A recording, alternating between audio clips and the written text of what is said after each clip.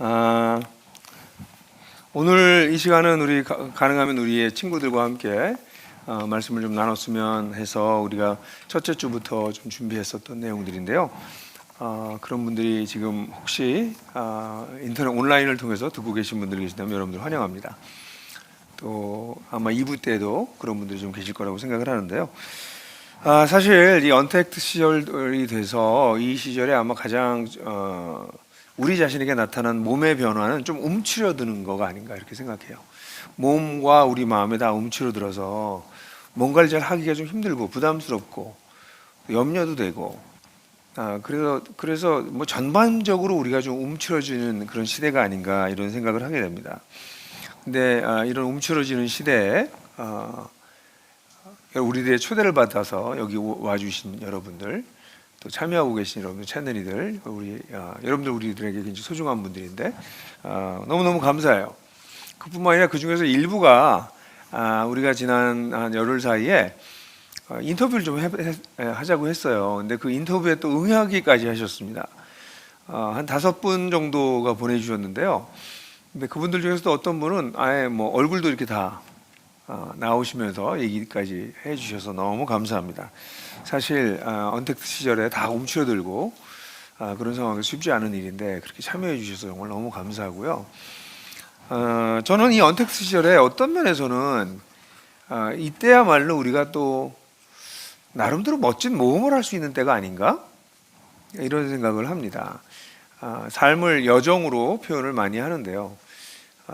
우리 기독교의 오랜 전통은 우리의 이런 영적인 여정을 둘로 얘기를 해요. 하나는 outer journey, 바깥으로 향하는 여행. 또 하나는 inner journey, 내면으로 향하는 여행. 이렇게 얘기를 하는데 오늘 여러분들과 함께 또 여러분들이 영상을 보내주신 것과 함께 이 두 가지 여행 어떤 면에서는 언택트 시대에 새롭게 아주 오래됐지만 또 새롭게 할 수 있는 이 모험에 대해서 여러분들하고 이야기를 좀 나눌 수 있지 않을까 싶어요. 먼저 이 밖으로 향하는 여행에 대한 이야기를 조금 해볼까 하는데요. 여러분들에게 질문을 넣어줘봤어요. 코로나19를 1년 넘게 지나면서 가족을 넘어선 진실한 관계의 필요를 느끼셨나요? 이런 질문을 했을 때 몇몇 분들이 답을 해주셨습니다. 그 답을 해준 영상 짧게 보시고 같이 말씀을 나눠볼까요?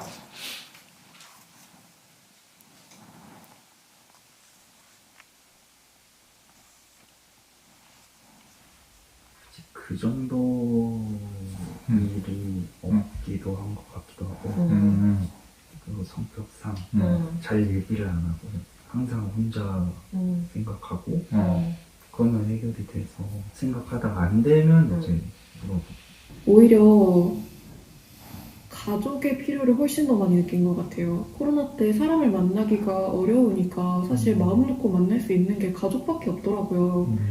그래서 이런 시국에는 진짜 가족들이 되게 소중하구나라는 생각을 그쵸. 훨씬 더 많이 했던 것 같고 가족을 넘어선 진실한 관계의 필요를 코로나 때문에 느끼지는 못했던 것 같아요. 아무래도 다른 사람과 노출되는 부분이 좀 적다 보니까 내 친구나 가족, 동료, 주위 사람들한테 좀 더 잘해야겠다 그런 생각이 듭니다. 그 이유는 당연히 그 타인이라는 자체가 좀 이제 리스크라고 생각하기 때문에 배척하게 되는 일인 것 같습니다. 개인주의적인 이런 부분이 확실히 좀 더 강해졌어요. 내가 중요하고 내 가족이 중요하고. 저는 이제 가족 말고는 이제 친한 친구들만 있어도 된다고 생각을 했었는데 코로나로 인해서 이제 필수적으로 만나야 되는 관계가 아니면 이제 만남의 횟수가 적어지다 보니까 평소에는 잘 외로움을 못 느꼈었는데 좀 외롭다라는 감정도 느끼고 그래서 친구 이외에 가족도 이외에 좀 더 친밀한 관계가 있으면 좋겠다라는 생각을 했습니다. 네, 필요성을 좀 많이 느끼는 게 관계에 대한 고민은 그 전부터 조금 이제 생각을 계속 하게 되었었고 사실 코로나로 인해서 생각보다 저보다 주변 사람들을 통해서 그 우울감이나 이런 것들을 더 많이 느끼면서 짧고 그냥 쉽게 얘기할 수 있는 얘기들 말고 조금 더 마음을 서로 이렇게 털어놓는 그런 기회들이 더 많았던 거 봐서 이제 코로나로 인해서 좀 그런 생각이나 기회들이 많아진 것 같아요. 네. 사실 이번 코로나로 인해서 대부분의 분들이 그런 걸 느끼겠지만 가족이 너무 소중하다. 가족이 그래서 제일 안전하고 그래서 가족들과 보내는 시간이 굉장히 많아지고 그런 게 너무너무 감사하고 또 그래서 뭐 적지 않은 제 친구들이나 제 주변에 있는 분들은 가족이 다 같이 일주일에 몇 번씩 밥을 같이 저녁밥을 같이 먹는 이 이상한 현상이 일어났다. 그래서 처음에는 다 좋아하다가 이제 엄마들이 점점 힘들어지는 밥만 먹고 들어왔는데 이제 밥을 차려야 되니까 이런 일 즐거운 비명인가요? 즐겁지 않은 비명인가요? 이런 일들도 일어나기 시작했고요. 그렇지만 제가 2주 전에도 여러분들 보여드렸지만 지금 혼자 사는 분들이 굉장히 많아져서 가족이 소중하다고 하지만 같이 지내는 1인 가구가 증대하고 있는 상황 속에서 같이 지내는 가족 자체가 없는 이런 분들도 적지 않아서 가족이 소중하게 느껴졌다고 하는 분들은 가족이 그래도 있는 분들이시고요. 근데 사실 정확한 통계는 없지만 이번 코로나로 인해서 사실 가족 관계가 오히려 깨지는 문제가 더 심각해지는 그런 분들도 계신다는 얘기도 들어요. 그나마 밖에 있어서 접촉하는 시간이 적어서 관계가 나빠지는 게 좀 지연됐는데 집에 들어와서 같이 있으니까 해먹은 문제들이 다시 나오게 되고 그래서 관계가 또 어려워졌다 이런 이야기들도 듣게 됩니다. 실제로 아까 여러분들 말씀해 주신 분들도 있었지만 이런 속에서 참 가족이 소중하다라는 생각을 하지만 뭐 진실한 또 다른 관계 그 관계 지금 너무 위험하고 어떤 분은 이 관계 요즘은 이게 관계가 리스크가 됐다. 그래서 관계를 가능하면 멀리하는 게 필요하기 때문에 가까이 있는 사람들이 더 잘하게 됐다 이렇게 얘기를 하시고요. 그러면서 점점 더 개인주의적인 성향을 갖게 되고 있다. 개인주의가 더 강화되고 있다. 아무래도 혼자 있는 시간이 더 많아지니까요. 그런 이야기들이 점점 많아집니다. 그런데 이와 함께 적지 않은 사람들이 외로움도 좀 더 많이 느끼게 되는 것 같고 또 우울감도 좀 증대하는 것 같다.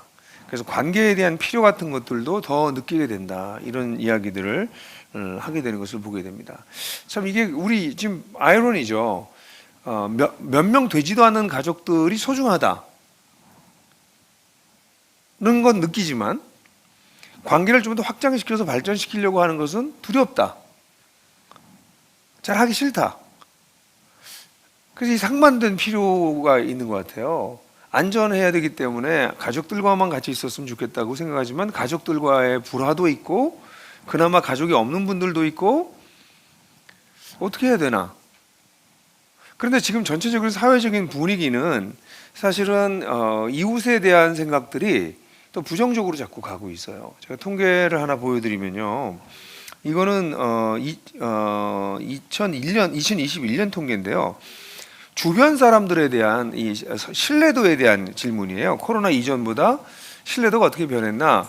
근데 가운데가 과학인데요. 과학은 더 신뢰하게 되었다가 거의 50%. 과학을 더 신뢰하게 됐다.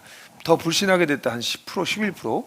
보건의료제에 대해서 더 신뢰하게 됐다. 우리나라의 보건의료제도의 32%. 한 17%는 더 불신하게 됐다. 뭐 이렇게 됐습니다. 근데 놀라운 것은 내 주변의 이웃에 대해서 더 불신하게 됐다가 35%. 신뢰하게 됐다가 7%입니다.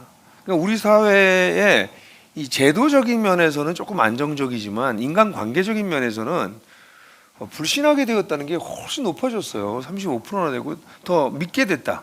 내 이웃을 더 믿게 되고 지역 사회를 더 믿게 됐다는 건 7%밖에 안 돼서 저건 굉장히 부정적인 사회가 개인주의화 되더라도 서로 신뢰하면서 개인주의화 되는 거랑 불신하고 서로 두려워하면서 거리를 두면서 개인주의화가 되는 건 다른데 우리 사회는 후자 쪽에 점점 되고 있는가 아닌가 생각해요. 근데 사실 이 내용을 조금 더 자세히 들여다보면 이건 다른 통계인데요. 코로나 감염증에 대한 이후에 사람들이 정서적이고 감정적인 변화들이 일어나고 있는데요. 뭐 너무나 당연하죠. 맨 앞에 두 개 정도는 하나는 자신이 감염될지도 모르겠다고 하는 두려움 64%, 가족이 감염될지도 모르겠다는 두려움이 69%. 이건 뭐 거의 대부분의 사람이 다 가지고 있다. 거의 70% 가까이 갖고 있다고 보니까 3명 중 2명은 그런 생각 가지고 있다고 볼 수 있죠. 그리고 이제 한 60% 가까운 사람들이 코로나19로 이 사회적 단절이 길어지니까 점점 힘이 붙인다. 처음엔 좀 어떻게 버텼는데 1년 지나가니까 힘이 점점 붙인다. 우울감을 느끼게 된다라고 하는 사람도 한 43% 정도. 그러니까 우리 국민의 우리 시민들의 대부분의 사람들 반 가까운 사람들이 우울감을 느낀다라고 얘기했고요.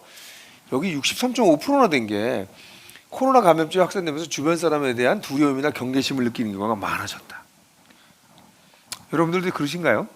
가다가 이렇게 좀 마스크를 안 쓰고 있거나 코 밑에 걸고 있거나 그러면 갑자기 화가 난다거나, 예? 이런 일들도 있으시죠.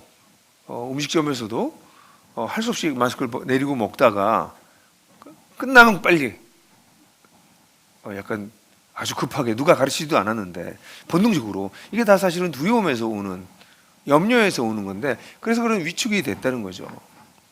재미있는 통계는 이게 재미지 않아요, 저는. 근데 종교 집단 및 단체를 중심으로 코로나 감염증이 확산되면서 종교인에 대한 거부감이 생겼다. 65%. 지금 한국의 종교인이 한 60% 되거든요. 근데 그분들까지 포함해서 어쨌든 종교인에 대해서 전부 다 거부감을 느끼게 됐다가 65%예요. 그런 거부감이 있는데도 불구하고 인터뷰도 해주시고, 이렇게 여기 같이 오시기까지 하시고, 여러분들은 대단히 모험심이 강한 분들인 것 같아요. 그래서 지금 상황이 이렇게 사회 전반에 대한 두려움과 정서적인 문제가 점점 커지고 있어요. 심각하죠? 사실 이거 어떻게 해야 되죠? 점점 사람들이 안으로 위축돼서 움츠러 들어가고 있는 그런 사회적인 분위기를 볼 수 있고요. 지금 1년 지났는데 백신의 유용성, 백신 자 접종이 된다 할지라도 과연 이게 성공할 거냐? 백신이 보통 10년 이상 넘어서 개발하는데 2년도 안 돼서 지금 개발한 졸속 백신이거든요, 사실은. 그래서 이게 과연 얼마나 효과가 있을 것이냐, 변이에는 도움이 될 거냐, 뭐 등등 사실 미지수가 너무 많아서 코로나가 종식될 건가? 안 될 거다. 대부분 그렇게 생각하고 있고 풍토병으로 그냥 바뀌어서 우리랑 그냥 같이 가게 될 건데, 그럼 이런 식으로 계속 살아야 되는 거예요? 뭐 이런 질문이 나오는 이런 상황입니다. 이런 상황 속에서 참 우리의 문제는 과연 그럼 이렇게 혼자 살 수 있느냐 하는 거예요. 그 가족이 중요하다고 얘기하지만 아까 얘기한 것처럼 1인 가족이 점점 많아지고 있고요. 그뿐만 아니라 지금 시대적인 풍조는 가족이라고 하는 것 자체가 이 가족 공동체가 지금 이렇게 무너져 내려가고 있는 그런 상황입니다. 그래서 1인 가족도 많아졌지만 인간은 사실 태어나면서부터 가족에 속해서 그 가족에서 사회화를 되면서 성장합니다. 그래서 뭐 심리학에서야 이건 기본적 상식이 됐지만 어린 시절을 어떻게 보내는가, 특별히 태어나서 3년을 어떻게 보냈는가, 유년 시절을 어떻게 보냈는가, 그 사람 인생 거의 전부를 결정한다라고 얘기를 하는데, 그래서 안정적이고 건강한 가정이 중요하다고 얘기하는데 이 가정이 지금 다 막 무너지고 있고 그런 속에서 많은 사람들이 지금 성장하고 있고 어른들이 돼가고 있고요. 그래서 점점점 가정의 유효성에 대한 질문을 하게 되고 결혼의 시기가 점점 늦어지고 결혼 안 하려고 하는 사람 점점 많아지고 결혼해도 아이를 낳지 않겠다라고 하는 숫자가 우리 한국이라고 하는 나라의 생존 자체를 위협할 정도로 아이를 낳지 않겠다는 사람의 숫자가 늘어가고 있어요 지금. 이런 식으로 가면 애가 안 태어나서 우리나라 그냥 없어질 수 있는 그 정도의 수치에 지금 다다르고 있거든요. 거기다가 이제는 그러니까 비혼 동거 가족도 가족의 지위를 부여하자라는 얘기가 이제 본격적으로 나오고 있어요. 혈통으로 이어지는 가족 말고 그냥 같이 살면 가족으로 쳐줘서 시민으로서 받을 수 있는 여러 가지 이익과 이런 걸 줘야 되지 않냐라는 얘기를 나오고 있어요. 이게 뭐냐면 가족이라고 하는 것 자체가 무너져가고 있다는 거죠. 그러니까 새로운 가족들이 형성된다는데 글쎄 저는 굉장히 질문이 생겨요. 한 남자와 한 여자가 평생 이 사람하고 사랑하겠다고 공표하고 살아도 같이 못 살아서 이런 문제가 생겼는데 이제 동거하는 사람들이 한 가족을 이루면 그 사람들은 얼마나 오래 갈까? 과연 이게 가족이 오래 갈 수 있을까? 그러면 동거의 기간을 얼마나 치면 그 동거라고 볼 거냐? 이게 해결할 수가 어려운 난제가 너무너무 많은 지금 상황에 이렇게 이르러 있는 거죠. 지금 우리는 아주 고질적인 우리 인류가 가지고 있는 고질적 문제에 지금 당면에 있어요. 아까 그 인터뷰하는 분 중에서 한 분이 요즘은 인간관계가 리스크가 됐다 이렇게 얘기를 하셨는데요. 아니요, 사실 인간관계가 원래 리스크였습니다. 그게 인류의 문제였습니다. 인간관계가 세상 모든 문제를 무너뜨려 왔습니다. 실제로 저는 여러분들에게 인간이 그렇기 때문에 태어날 때부터 악하다거나 이기주의라거나 이렇게 단순하게 얘기하고 싶지는 않아요. 근데 인간은 이 관계를 여러분들도 잘 보세요. 평상시에도 이렇게 좀 다른 사람을 해코지하고 싶고 다른 사람하고 좀 이렇게 달겨들어서 싸우고 싶고 그런 분들 계세요? 그런 분들은요 상담을 받으셔야 돼요. 예, 평상시에 별일이 없는데도 그런 마음이 자꾸 든다. 누구를 가서 뭐 해코지하고 싶어지고 말만 하면 싸우고 싶어지고 이러면 그 내면에 어떤 깊은 상처가 있으신 분이시거든요. 그럼 이건 약간 병리적인 현상이고 지금 약간 정신적으로 아프신 분이세요. 그렇지 않으면 보통 사람들은 평상시에 좋은 생각합니다. 착한 생각해요. 괜찮은 생각합니다. 그러니까 우리가 평상시에 더 괜찮다니까요. 그런데 언제 문제가 생기나요? 나의 권리를 누가 뺏어갈 때, 내 이익을 누가 침해할 때, 더 단순하게 내 취향을 무시할 때, 나를 무시할 때, 나를 누가 건드리면 그때 기분 나빠져요. 근데 이게 권리나 이익을 침해하게 되면 이제 싸우고 싶어지죠. 모든 사람이 그래요. 거기다 더 나가서 욕심을 좀 부려서 남보다 더 빨리 가거나 더 많은 거를 가지려고 하는 탐욕이 생기기 시작하면 다른 사람들이 눈에 안 들어오기 시작합니다. 그러니까 자기라고 하는 나라고 하는 존재의 이슈가 생기게 되면 그럼 그때 사람들이 평상시에 착하고 선하고 공공의 선을 생각하고 상식적이던 거에서 벗어나기 시작합니다. 이게 부부 관계에서도 일어나고 부모 자녀 관계에서도 일어나고 뭐 제일 흔한 거는 회사에서 일어나는 거죠. 팀원과 팀장을 보세요. 팀장이 팀원하고 평상시 다 좋습니다. 근데 팀장이 팀원이 낸 너무나도 좋은 아이디어를 자기 거인 것처럼 가로챘을 때 그럼 팀장이 그러면 안 되는 거죠. 근데 그렇게 하는 일이 비일비재합니다. 회사에서 우리 팀에서. 그럼 팀원이 처음엔 당하고 억울해하다가 조금씩 지나면 억울해서 견디질 수가 없죠. 그래서 자기의 권리를 지키기 위해서 싸우려고 하는데 싸울 수가 없죠. 그러면 하면 안 된다고 생각하지만 너무 분하니까 뭐 회사 블라인드 같은 데 가서 막 쓰기도 하고 또 뒷담화를 막 해가지고 더 나쁜 것을 막 얘기하기도 하고 아니 원래 그렇게 착한 사람이었다는 거야 이 사람이.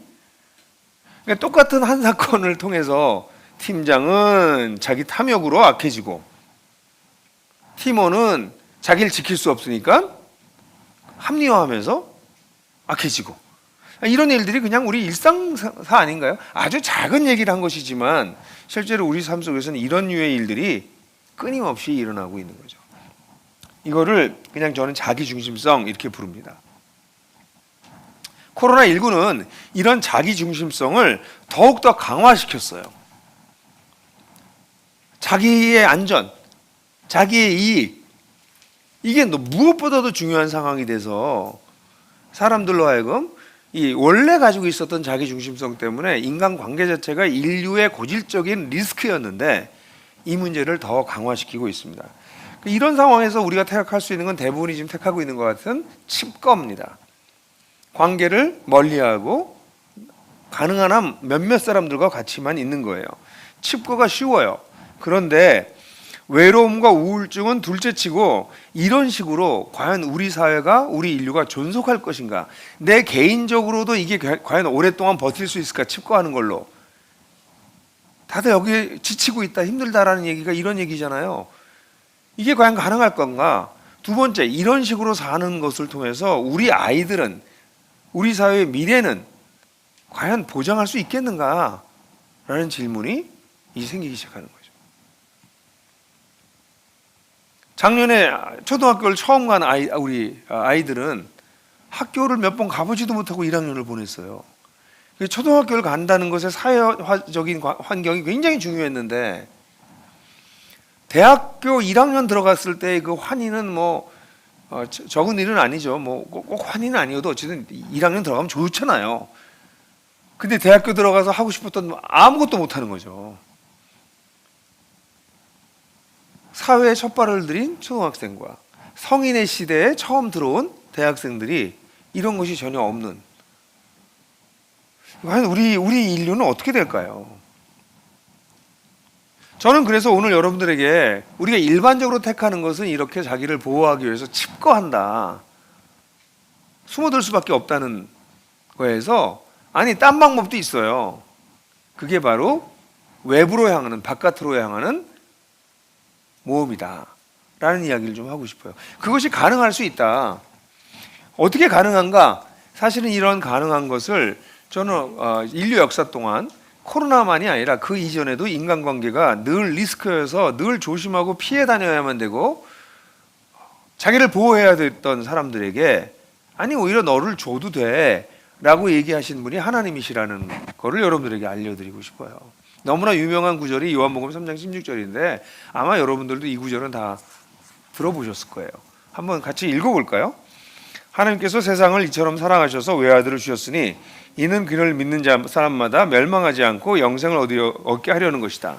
하나님께서 아들을 세상에 보내신 것은 세상을 심판하시는 것이 아니라 아들을 통하여 세상을 구원하려는 것이다. 이 성경은 뭐라고 얘기하고 있냐면요, 우리가 살고 있는 세상을 하나님이 멀쩡하게 잘 살고 있는데 심판하려고 하는 것이 아니라 이미 심판받고 있는 세상을 구원하고 싶으셔서 뭔가를 행하셨다는 겁니다. 무슨 얘기냐면 우리가 지금 얘기하는 방식으로 얘기한다면 관계가 리스크여서 어떤 관계에서든지 상처를 주고받으며 살 수밖에 없고 그래서 그것이 모여서 사회적으로 집단적으로 국가적으로 고통을 일으키고 있는 그런 상황을 성경에서는 심판을 당하고 있는 상황이다라고 표현해요. 그러니까 이런 상황이 우리가 살고 있는 세상이라는 거죠. 코로나19 때문에 이것이 강화됐지만 코로나19 이전에도 인간은 이렇게 살아왔어요. 자신의 이익을 지키기 위해서 또는 탐욕을 부리기 위해서 누군가에게 선을 행하지 않았던, 평상시엔 괜찮다가 악해졌던, 이것이 집단적으로 어떤 때 민족적으로 국가적으로 이런 탐욕들을 나타냈던, 드러냈던, 이것이 인류의 역사였어요. 그래서 인간은 그 속에서 너무 고통을 많이 겪었습니다. 코로나19로 인해서 그 고통은 더 심해졌습니다. 코로나19를 통해서 다 힘들어졌지만 나보다 더 힘들어지는 사람들이 있으니까 그를 도와야지, 그래서 움직였던 분이 계십니까? 우리들 가운데 다 힘들어졌어요. 근데 어떤 사람은 덜 힘들거든요. 그럼 덜 힘든 분들이 우리 사회에 정말 힘든 사람들이 많으니까 그 사람들 도와야 되겠다 그러고 움직이시는 분들이 1년이 지나니까 많지 않은 거죠. 처음엔 좀 있었지만. 그게 우리의 모습입니다. 이런 세상을 뭐 하려고 하셨냐면 하나님이 이렇게 살지 말고 여기 구원을 하려고 했다, 세상을 구원하려고 했다라고 하는 이거는 그렇지 않은 다른 종류의 삶이 있다는 것을 보여주고 싶으셨다는 겁니다. 그것이 가능하다는 것이었어요. 그 가능성이 어디서 왔냐면 하나님이 세상을 사랑하셔서 자신의 독생자를 주셔서 그를 믿으면 그를 믿는 사람들은 더 이상 세상에서 관계가 리스크야, 살 수 없어, 나를 보호하고 내 이익을 위해서 살아야 돼 라고 살아가는 방식 말고 다른 종류의 삶이 가능하다라고 하는 것을 보여주기 위해서 당신의 아들을 보내셔서 그를 믿으면 그를 통해서 새로운 생명을 얻고 새로운 삶의 방식을 살 수 있게 하셨다라는 게 기독교입니다. 그런데 이 구절을 이런 식으로 이해하지 않고 예수님을 믿으면 죽으면 천당 간다라는 식으로 이거를 천당 가는 건 중요하긴 해요. 근데 그것으로 이렇게 축소시켜 버린 것이 오늘날의 문제인 거예요. 사실 하나님은 지금 우리가 살고 있는 이런 자기 중심성으로 인해서 파괴되고 있고 깨지고 있고 그래서 할 수 없이 꺼할 수밖에 없고 관계를 맺기 어렵고 그냥 피를 섞은 가족이나 어떻게 좀 잘 될 수 있겠지라고 살아가고 있다가 그 가족까지도 괴멸되고 있는, 그러면서 사람이 어떡하지 이제? 이런 혼란 속에 빠져 있는 우리를 살려내기를 원하시는 거예요. 그래서 우리가 살아있는 동안 다른 종류의 삶을 살기를 원하신다는 거죠. 도망가고 춥고하고 홀로 있는 것이 아니라. 그래서 이 요한을 쓴 분이 사실 저는 이게 참 재밌게 생각하긴 해요. 이건 그냥 장절은 나중에 후대의 사람들이 이렇게 쓴 건데, 만든 건데, 요한일서 3장 16절 17절을 가게 되면 똑같은 3장 16절 17절인데요. 굉장히 재미있는 얘기가 나와요. 같이 한번 읽어볼까요? 그리스도께서 우리를 위하여 자기 목숨을 버리셨습니다. 이것으로써 우리가 사랑을 알게 되었습니다. 그러므로 우리도 형제자매를 위하여 목숨을 버리는 것이 마땅합니다. 누구든지 세상 재물을 가지고 있으면서 자기 형제자매의 굴비밥을 보고도 마음 문을 닫고 도와주지 않으면 어떻게 하나님의 사랑이 그 사람 속에 머물겠습니까? 여기 뭐라고 그랬냐면 이 하나님께서 우리에게 자신의 외아들을 주는 걸 통해서 그분이 그리스도예요. 그리스도가 우리를 위해서 자기 목숨을 버리셨어요. 그래서 우리가 사랑을 알게 됐다는 거예요. 사랑이 뭐냐라고 사람들이 많은 질문을 하고 노래도 만들어지고 뭐 온갖 얘기를 하지만 성경에서 사랑이 아주 단순하게 표현하고 있어요. 사랑은 다른 사람에게 유익을 끼치기 위해서 내가 희생하는 것. 이게 사랑이라고. 여기서는 하나님께서는 우리 인간을 살리기 위해서 자신의 외아들을 죽음에 내보내셨다는 거죠. 그러니까 사랑은 뭐냐? 사랑은 이렇게 사랑스러운 느낌, 사랑받는 느낌. 이것도 사랑이에요. 감기 걸리면 기침하잖아요. 그런 거예요. 기침이 감기는 아니에요. 사랑의 느낌은 중요하지만 사랑의 본질은 이 느낌이 아니라 상대방이 잘 되기 위해서, 상대방의 유익을 위해서 내가 가진 것을 내려놓는 사람들이에요. 내려놓는 것, 그것이 사랑이에요. 근데 이 본문에 보면 우리가 그 사랑을 알게 됐다는 거예요. 왜요? 하나님이 나를 살리기 위해서 자기의 것을 이렇게 완전히 내버리셨다는 것을 알게 된 사람들이 사랑을 어렴풋하게 알게 된 것이에요. 그러면 어떤 일이 벌어져요? 그러면 우리도 형제자매를 위해서 목숨을 버리는 것이 마땅하니라. 이건 좀 심해요. 이거는 극단적으로 거기까지 갈 수 있다는 거예요. 딴 사람은 저 사람을 살리기 위해서 내 목숨까지 버릴 수 있다. 그 정도로 내가 상대방을 위해서 희생할 수 있다.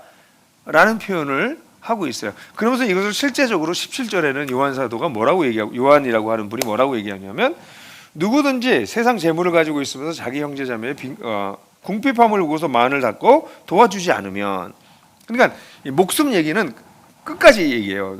리미트. 어디까지냐면 내 목숨 줄 때까지 희생할 수 있다. 근데 아예 그 얘기는 하지 말고 일단 옆에 있는 사람이, 당신과 같이 그렇게 형제자매가 된 사람이 경제적으로 어려워. 근데 당신은 경제적으로 풍부해. 근데 그 사람을 돕지 않는다면 어떻게 하나님의 사랑이 그 사람 속에 있다고 말할 수 있겠는가? 하나님의 사랑이 우리 속에 있게 되면 나타나는 현상 중에 하나가 자기에게 주어진 사람, 모든 사람은 아니에요. 아무한테나 그렇게 할 수는 없어요. 여기 형제자매라고 불리울 수 있는 사람, 자기에게 형제자매라고 불리울 수 있는 사람에게 책임감을 가지고 내가 가진 것을 나누는 그런 삶을 살게 된다는 거죠. 그러니까 하나님의 사랑을 입어서 하나님과의 관계가 회복된 사람들, 하나님의 사랑을 받아들인 사람들, 그 사람들은 하나님과의 그 관계를 기초로 해서 자기중심성을 벗어나기 시작한다는 거죠. 자기중심성을 벗어나기 시작하기 때문에 사람들은 진정한 관계를 발전시킬 수 있는 기초를 얻게 된다는 것이에요. 이것이 가족에서도 연습되어야 될 부분입니다. 우리가 남이가 라고 하는, 우리는 가족이잖아 라고 하는 것이 더 이상 가족이라고 하는 전통적 가치가 오늘날의 가족을 붙잡아 주지 못하는 시대에 왔습니다. 언제든지 갈라설 수 있는 게 가족처럼 되어버렸습니다. 그게 우리가 살고 있는 세상이에요. 세상이 여기까지 왔어요. 이 속에서 가족들조차도 하나님의 사랑을 받은 사람들이 상대방을 위해서 자기를 줄 수 있는, 자기의 생명을까지 줄 수 있는, 그게 리밋이라고 그랬잖아요. 그럼 자기 자존심도 내려놓을 수 있고, 자기의 삶의 방식도 좀 내려놓을 수 있고, 소통하는 방식도 좀 내려놓을 수 있고, 그러면서 상대방을 위해서 맞춰나가고 제3의 길을 찾고, 그러면서 어떤 일이 벌어질까요? 가족이 진짜 가족이 되거든요. 부모 자식 관계도 그런 관계가 안 될걸요. 자기 것을 주장하는 한. 그래서 자식들이 부모를 떠나길 원하고, 난 이런 가정은 안 만들래 차라리. 그런 아이들이 나오는 이유가 이런 사랑을 배우고 연습하지 않아서 아닌가요? 가족뿐이 아니죠.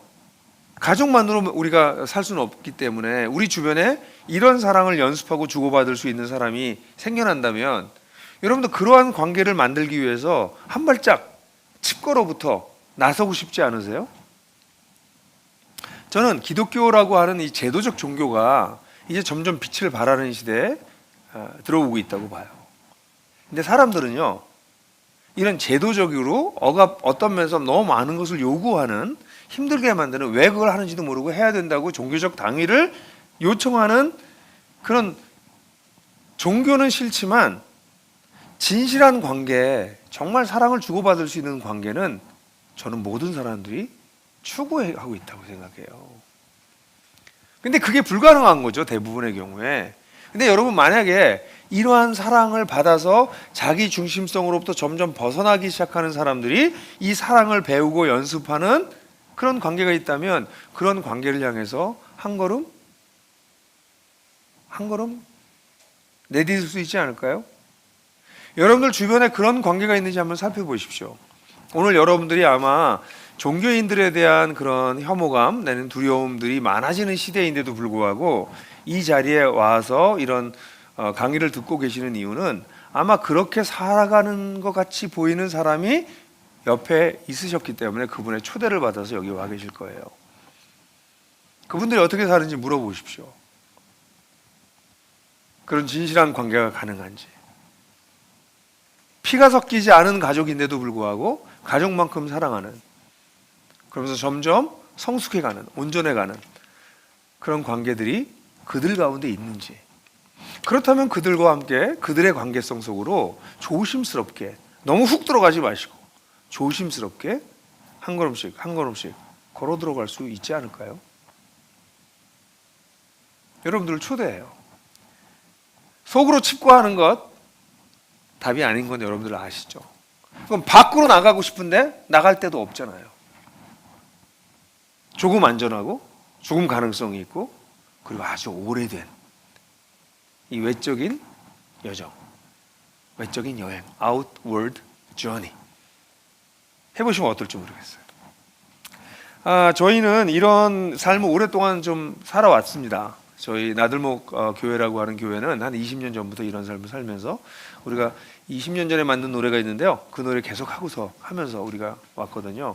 그 노래 한번 같이 하고 여러분들도 이 노래를 같이 할 수 있게 되기를, 또 여기 들어와 계신 분들도 이 노래의 의미를 더 한번 살려보는 시간이 되기를 바라면서 같이 한번 노래 한번 해볼까요? 참고로 작사는 제가 했습니다. 더불어 함께 이 길을 가네.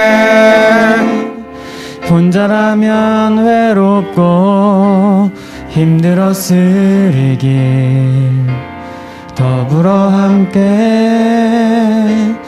이 길을 가네. 지켜보며 세워주는 이들과 함께 더불어 함께 이 길을 가네.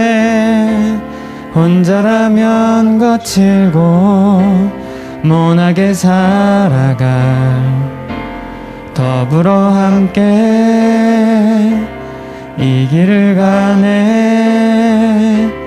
그의 형상 닮아가는 이들과 함께 이제 더 이상 나만의 세계 구하지 않으리.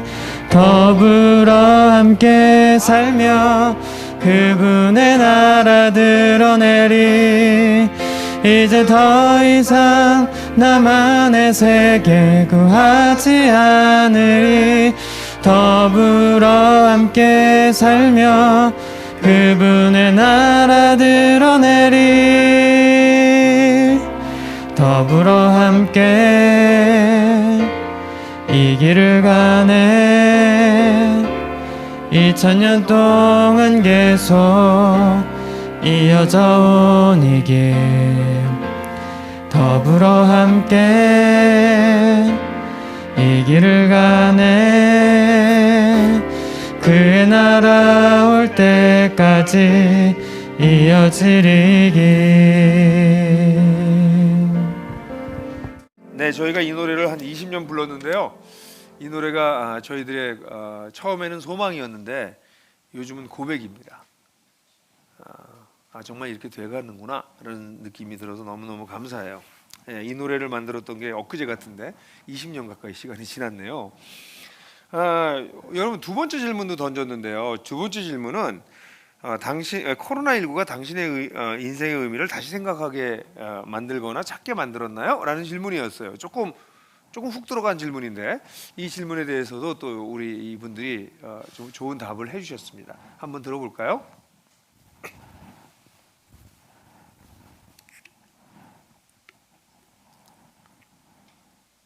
사실 혼자만으로도 살아갈 수 있다라는 생각이 확고했었는데 조금 마음이 바뀐 게 이제 코로나로 인해 이제 생계가 어려워지는 사람들이 많아지다 보니까 나 또한 나도 그런 처지가 될 수 있다라는 생각을 하니까 좀 의지를 할 수 있고 내가 기댈 수 있는 그런 존재를 만들고 싶다라는 생각도 간혹 하곤 했습니다. 사람들과의 관계가 없어지는 게 처음에는 좀 힘들고 변하는데 지금 오히려 그걸 좀 받아들이고 혼자만의 시간을 좀 가지면서 혼자만의 시간이 좋은 면이 있는데 좀 무료하죠 아무래도.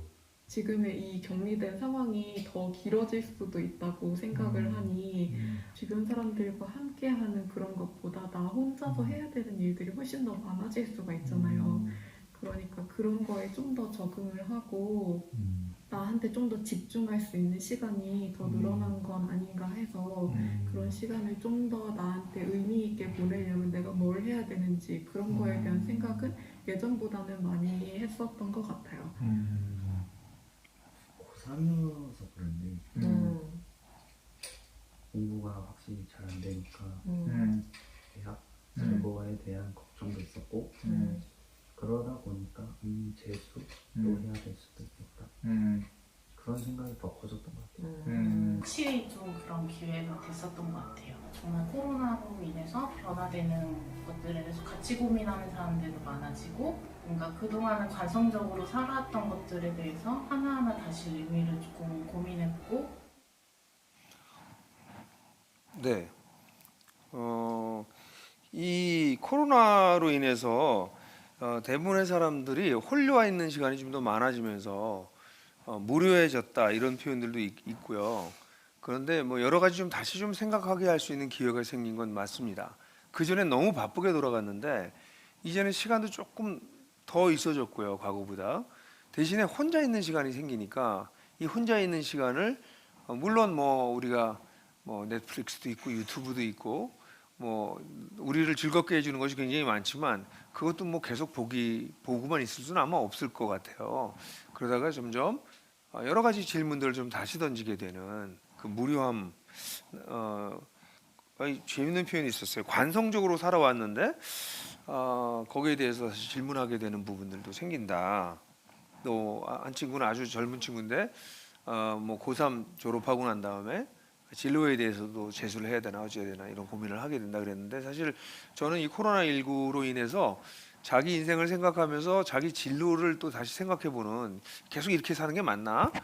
이런 커리어를 또 생각해보기도 하고 삶 자체를 다시 생각해보는 그런 분들도 생겨난 것 같아요. 그래서 그 실제로 이 코로나로 인해서 사람들은 자신과 자기의 인생과 또 우리가 살고 있는 사회나 조금 범위를 넓히면 우리의 문명, 인류의 위기에 대해서도 한 번쯤은 생각을 하고 지나간 것 같아요. 그 생각을 계속 하시는 분들도 있지만 그래서 어떤 면에서는 굉장히 좋은 면이다라고 생각을 해요. 사람들이 현대인들은 이렇게 뭘 생각하고 내면의 소리를 들으려고 하고 뭔가 초월적인 걸 찾고 그런 거 안 할 거라고 생각해요. 현대로 가면 점점 그렇게 안 할 거라고 생각하고 뭐 오래전에 많은 과학자들은 뭐 철학자들도 그렇고 미래 이 종교는 없어질 것이다 라고 얘기한 사람들이 한둘이 아니었어요. 근데 실제로 사람들은 종교라고 하는 그 제도 종교를 따라가는 사람들의 숫자는 좀 적어지는지는 몰라도 아니 실제로 적어지지도 않고 있어요. 통계를 보면. 그런데 현대인들이 굉장히 영성을 추구하지 않을 것이라고 생각하고 그래서 한 조사를 해보니까 특별히 젊은 친구들 지금 현재 13살부터 18살 뭐 Z세대라고 불리우는 세대예요. 그 세대의 젊은이들을 세계관을 보고 조사해봤어요. 디킨 유니버시티라고 하는 데서 조사한 결과가 있는데요. 그 조사를 보면 6가지 유형을 이렇게 주고 거기에 네가 어디에 해당되니 이렇게 물어봤는데요. 거기 보면 나는 아주 디스월들리 지금 현세사에 아주 그걸 아주 중요하게 본다. 거기가 23% 정도가 나왔고요. indifferent 나 관심 없다. 난 이것도 저것도 관심 없다. 그게 한 15%. spiritual but not religious 나 굉장히 영적인 걸 추구하지만 난 종교적인 건 싫어. 이건 여기서 religious라고 하는 건 제도 종교를 얘기하는 걸 거예요. 제도 종교를 찾지는 않지만 난 영적인 거를 찾고 있어라고 얘기하는 사람이 18%나 됐고요. seekers 뭔가 나는 진리와 의미를 찾고 있어 하는 게 8% 정도. 적극적으로 찾고 있는 사람이라는 거죠. 8%. nominally religious 명목적으로 난 종교를 가지고 있다는 뜻입니다. 그러니까 종교를 가지고 있는 사람이 20%. religiously committed 이거는 아주 종교에 어느 종교에 헌신되어 있는 사람이 17%. 그러니까 여기 이렇게 보시면 13세에서 18세에 사실은 청소년이잖아요. 청소년들은 이런 데 관심이 없을 것 같잖아요. 그리고 그냥 놀고 재밌고 게임하고 뭐 이럴 것 같죠. 근데 그 아이들한테 질문을 했을 때도 불구하고 그런데 23% 무관심하다 15%한 38% 정도가 관심 없다 나는 아예 뭐 이것저것도 관심 없다거나 아예 현세적이다라고 얘기한 거에 반해서 나머지는 전부 다 나머지 퍼센테이지는 뭔가 찾고 있다는 거죠. 뭔가 영적인 걸 원하고 있고. 그러니까 이게 사람들이 아무리 재밌는 게 많고 아무리 물질적으로 풍요해져도 사람들은 뭔가의 의미를 찾고 뭔가 초월성을 찾고 가치를 찾고 이유를 찾고 하는 거가 인간의 본성인 것은 사실인 것 같아요.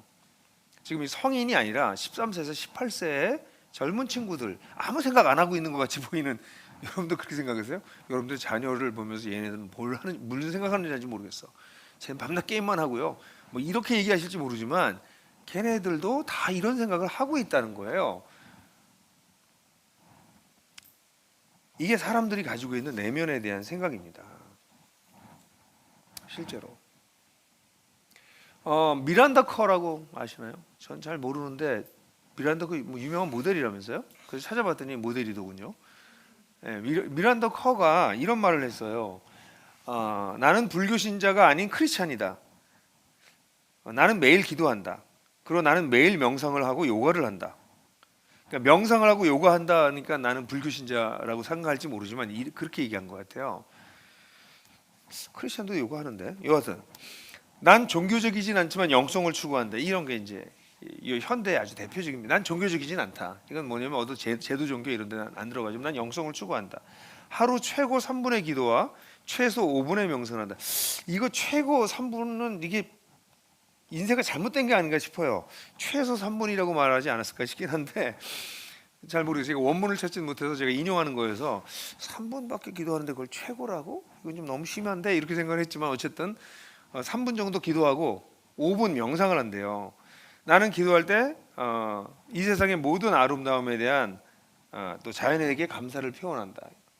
기도할 때 항상 또 나의 기도는 나에게 공간을 열고 의식을 고양시키기를 바라는 내용이다. 그래서 사실은 여러분들 그 맨하탄 같이 뉴욕의 맨하탄 같은데 영성 센터가 있고요.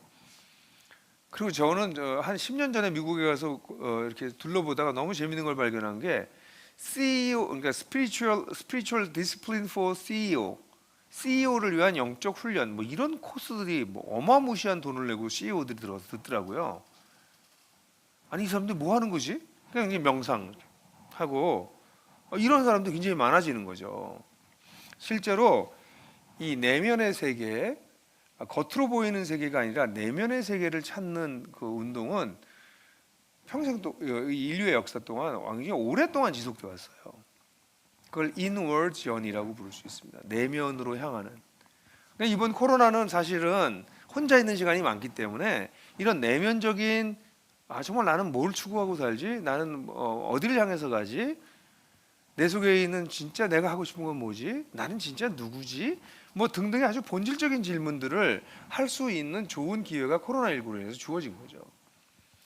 물론 좋은 기회가 주어졌는데 우리를 가만 놔두지 않기 때문에 이런 생각을 하는 훈련도 안 돼 있어서 그런 생각이 슬쩍슬쩍 이렇게 지나갈 뿐인 분들이 많죠. 그래서 저는 오늘 여러분들하고 명상을 좀 해볼까 싶어요. 제가 오늘 종을 하나 가져왔는데요.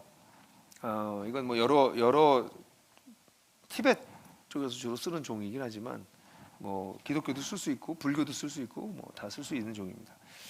제가 가끔 사용하는데요. 저는 주로 이걸 사용하진 않고 제 스마트폰에 있는 앱이 있어서 앱을 사용해서 종소리를 사용하긴 하지만 여러분들한테 3분의 시간을 드릴 거예요. 지금부터 종을 치고 제가 3분의 시간을 드릴 건데 3분 동안 그냥 이 코로나 기간 동안 나는 나에 대해서 얼마나 시간을 가졌나? 난 어디로 가고 있나? 난 잘 가고 있나? 뭐든지 한 3분 정도 어떤 주제를 가지고 생각하셔도 그냥 가만히 계셔도 되는데 자기 속에서 어떤 생각들이 왔다 갔다 하는 걸 이렇게 좀 성찰하면서 한 3분 정도 시간을 보내시면 어떨까 싶어요. 3분이니까 눈을 감고 하시는 게 좋고요. 가능하면 몸을 좀 이렇게 열어놓은 상태로 하시는 게 좋습니다. 이렇게 하고 하시면 좋지 않습니다. 뭐 다리를 꼰다거나 이런 거 하지 마시고 좀 이렇게 편안하게 몸을 좀 연 상태, 이렇게 열린 상태에서 그래서 한 3분 정도 그냥 내면의 소리를 듣는, 조용히 소리를 듣는 그런 시간 한번 가져보도록 하겠습니다.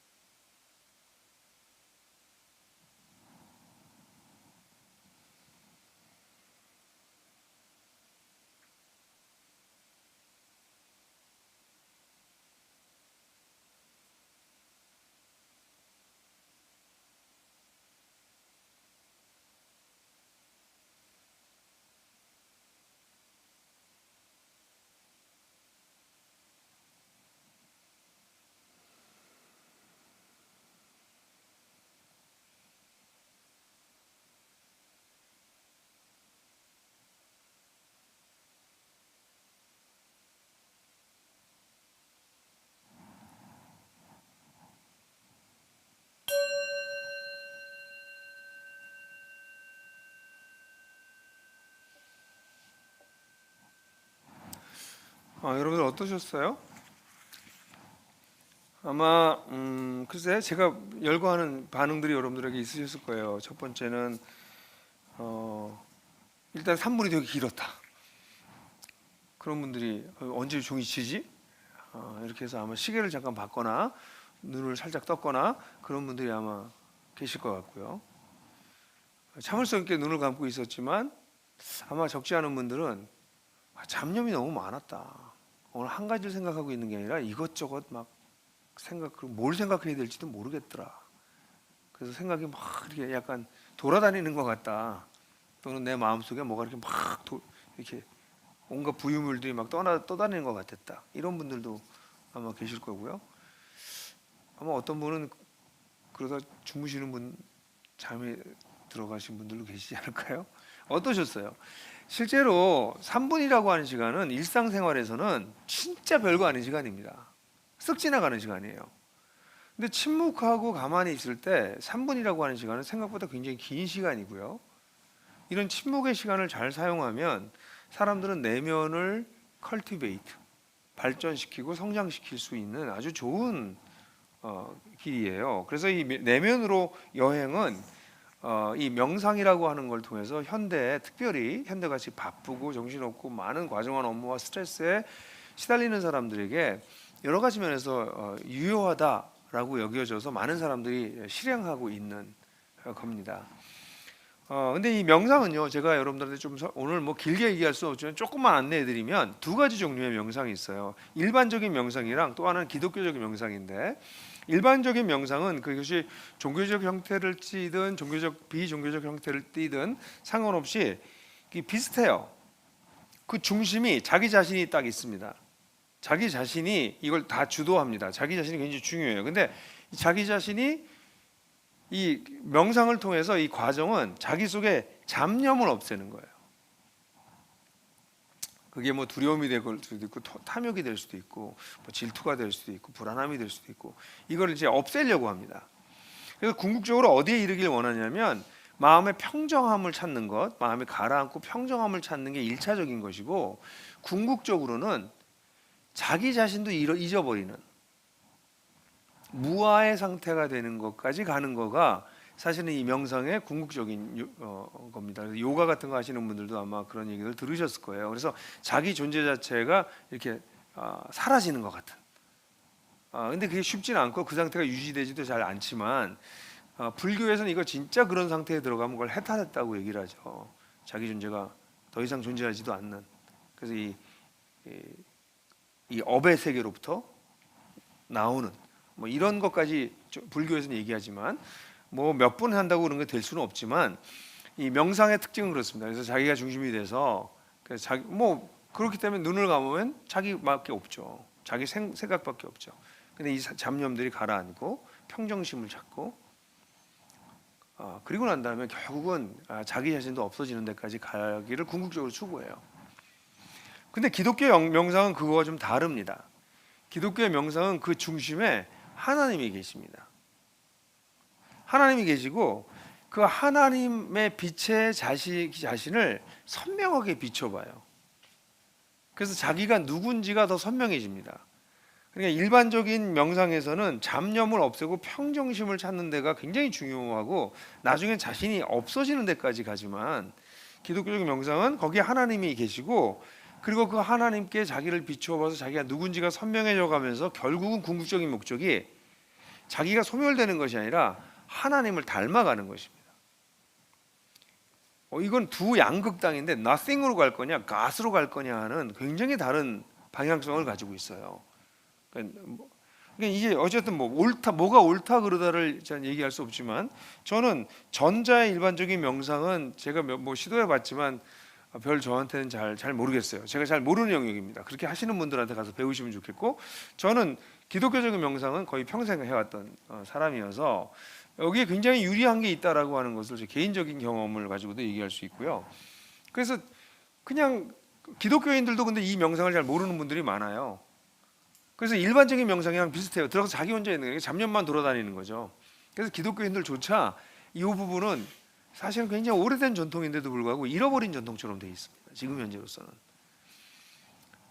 그래서 기독교적인 명상은 침묵하는 가운데 뭐 눈을 감을 수도 있고 눈을 뜰 수도 있고, 눈을 감는 게 대부분이죠. 왜냐하면 데이터가 들어오지 않는 게 집중할 수 있기 때문에 눈을 감은 상태에서 하나님이 나에게 어떤 분으로 다가오시는가, 그 하나님에 비춰봤을 때 나는 어떤 존재인가 라는 것을 선연하게 더 선명하게 알아가는 과정이 명상의 과정입니다.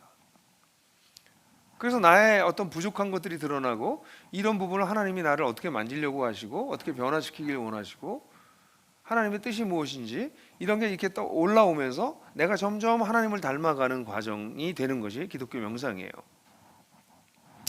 사실 시편 같은 데를 보면 이런 기독교적 명상의 과정을 통해서 나온 시들이 곳곳에 있습니다. 그 시 중에서 아주 대표적인 시가 시편 139편인데요.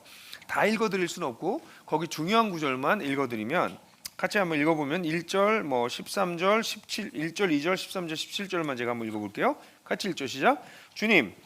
주님께서 나를 샅샅이 살펴보셨으니 나를 환히 알고 계십니다. 내가 앉아있거나 서있거나 주님께서는 다 아십니다. 멀리서도 내 생각을 다 알고 계십니다. 주님께서 내 장기를 창조하시고 내 모태에서 나를 짜 맞추셨습니다. 하나님, 나를 향한 주님의 생각이 어찌 그리도 심오한지요. 그 수가 어찌 그렇게도 많은지요. 기독교의 명상이 가지고 있는 것의 장점은 일반적인 명상은 어떤 면에서는 자기를 비춰볼 수 있는 거울이 없어요. 근데 성찰이라고 하는 단어 자체가 비추는 겁니다. 그러니까 거울이 없이 자기를 성찰하기가 굉장히 어렵죠. 거울을 봐야 자기를 얼굴을 보잖아요. 근데 기독교적 명상에서의 아주 강점은 하나님이라고 하는 존재가 내 앞에 계신 거죠. 근데 하나님을 모르면 그 하나님께 자기를 비추기가 어렵습니다. 근데 하나님을 알아가면 알아갈수록 그 하나님께 내가 비춰지기 시작해요. 여러분들 모르는 분 얼굴 표정 보고 그 사람의 마음과 그 사람의 마음에 비친 내 상태를 알 수는 없지만, 여러분 좀 오래 결혼 생활을 하신 분들은 아내나 남편의 얼굴을 딱, 배우자의 얼굴을 딱 보면 벌써 무슨 생각을 하고 있는지, 나에 대해서 무슨 생각을 하고 있는지가 확 떠오르실걸요. 아직 그 경지에들 못 이르셨군요. 그 경지에 이르게 됩니다. 그 관계가 깊어지면 그 사람을 너무나 잘 알기 때문에 그 사람에게 내가 비춰지는 거죠. 그래서 내가 말 실수했구나. 금방 알아채고 내가 행동할 때 이렇게 하면 안 됐었는데 금방 알아채게 되는 거죠. 그게 상대방에 대한 지식과 관계가 깊어졌을 때 나타나는 현상인데, 그리스도인들이 이 기독교적 명상을 즐기는 이유는 하나님을 점점 알아가서 하나님이 모호한 분이 아니라 하나님은 매우 구체적이고 실제적인 분이시고, 그분과의 관계와 사연이 깊어지면 그 깊어진 사연을 통해서 그 하나님께 비춰진 나를 발견하게 되는 거죠. 그래서 내가 더 하나님을 닮아가기 위해서 이런 부분에서 온전해져야 되겠구나. 그러니까 하나님 나를 샅샅이 알고 계시고 나를 태어날 때부터 짜 맞추셨고, 그래서 그 하나님께서 나를 향한 생각이 어쩜 이렇게 많은가. 여기 심오하다 그랬는데 이걸 보배롭다 이렇게 표현하셨어요. precious. 하나님 나에 대해서 이렇게까지 생각을 하시다니. 이런 걸 이제 이 시인이 고백하고 있잖아요. 이게 전부 다 이 명상을 통해서 얻은 거예요. 기독교적 명상을 통해서. 그러시구나.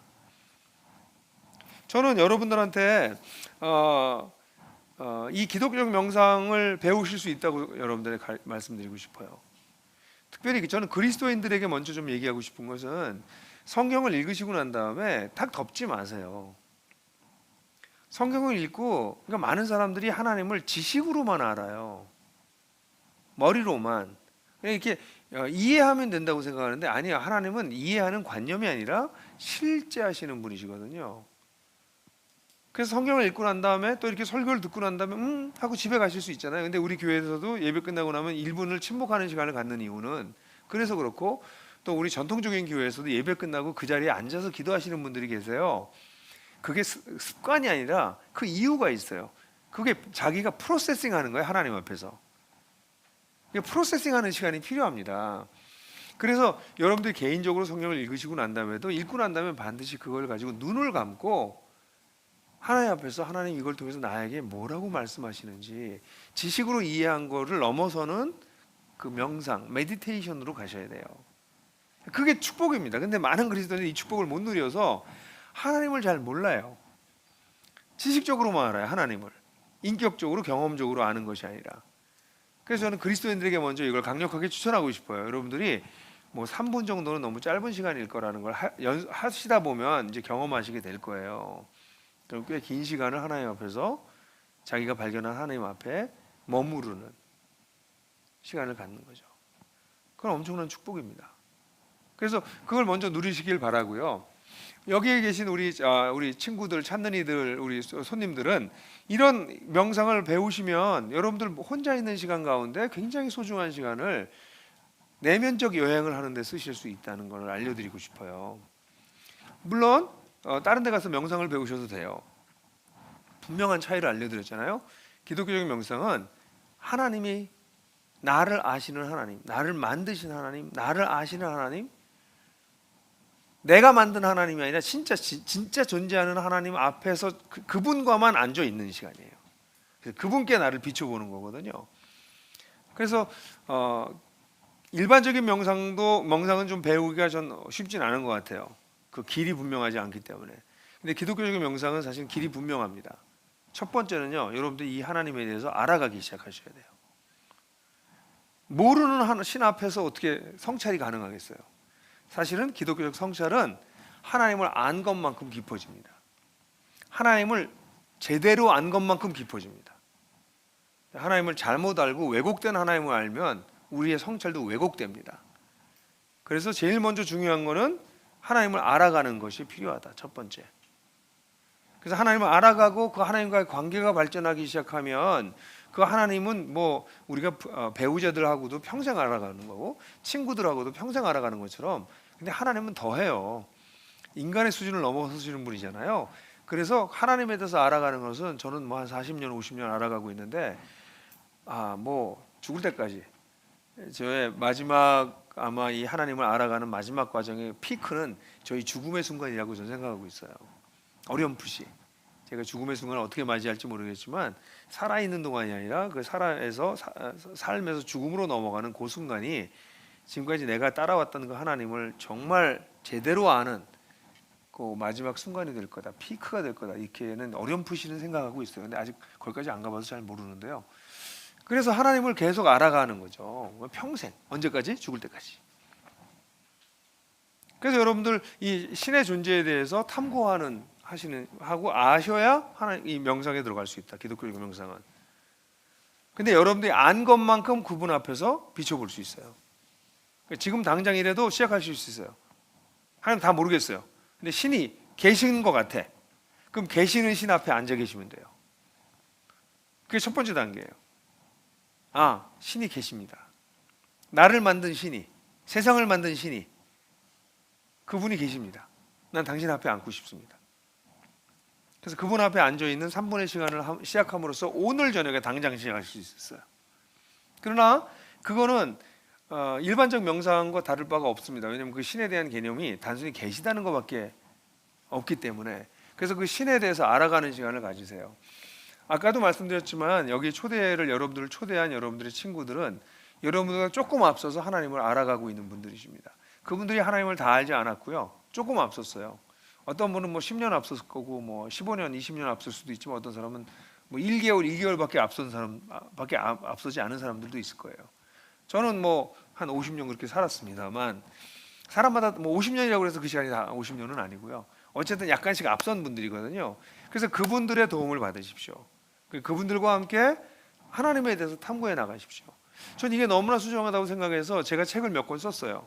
그래서 우리 나들목 교회 우리 가족들은 그 책을 잘 알고 계세요.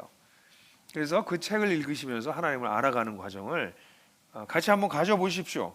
그러면 점점 혼자 있는 시간이 소중하구나 라는 생각을 하시게 될 거예요. 나중에 이런 유명한 표현이 있어요. Too busy not to pray. 너무 바빠서 기도하지 않을 수 없습니다. 원래 투투용법 아시죠, 여러분? Too busy to pray. 너무 바빠서 기도 못하겠어. 이게 보통 사람들의 생각이지만 이런 기독교적 명상을 배운 분, 알아가기 시작한 분들은 이게 너무 특권이어서 too busy, 너무 바빠서 not to pray. 기도 안 할 수 없구나. 혼자 있는 시간을 가지지 않을 수가 없구나. 이런 얘기를 하게 되는 것을 경험하게 되실지도 몰라요. 그것은 내면의 여행을 경험해 본 사람들의 이야기들이죠. 여러분, 언택트 시대에 재미없고요, 춥고하고요, 혼자 있어야 되고요, 답답하고요. 그러면 오락거리들만 계속 찾아가고요. 그래서 뭐 계속해서 집에서 뭐 맛있는 거 먹고요, 살찌고요. 그렇게 사실 수도 있고요. 근데 이런 상황 속에서 모험 가득한 여행을 출발하실 수도 있어요. 사실 인생은 폴 트루니에라고 하는 분이 쓴 책은 모험이 가득한 인생이다 이렇게 표현을 했는데요. 사실 인생은 모험이 가득하거든요. 자기 홀로 칩거하고 있는 분들은 모험할 게 없습니다. 안전지대가 아니라 자기의 성 안에 갇혀 있기 때문에. 근데 거기서 한 걸음 나오셔서 조금 더 사랑할 수 있는 사람들과의 관계를 만들어 보시는 것으로 outward journey, 바깥쪽으로 향하는 여행을 해보시면 어떠실까요? 믿을 만한 사람들과. 어쩌면 평생의 친구가 될지도 모르겠어요.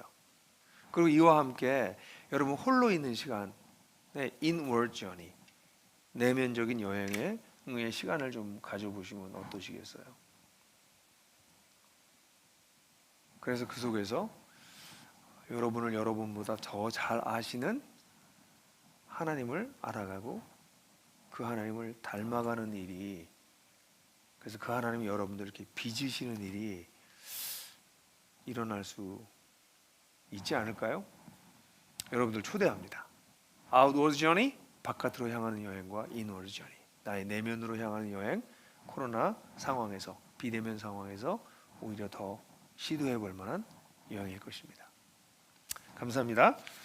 우리 이 시간에는요, 1분 동안 우리 예배에는 늘 그런 전통이 있는데 1분 동안 침묵하는 시간이 있거든요. 같이 1분 동안 침묵하면서 오늘 이 예배가 나에게 무슨 의미가 있었나? 이것도 성찰하는 시간인데요. 짧지만 1분 동안 한번 같이 조용히 머물러 보죠.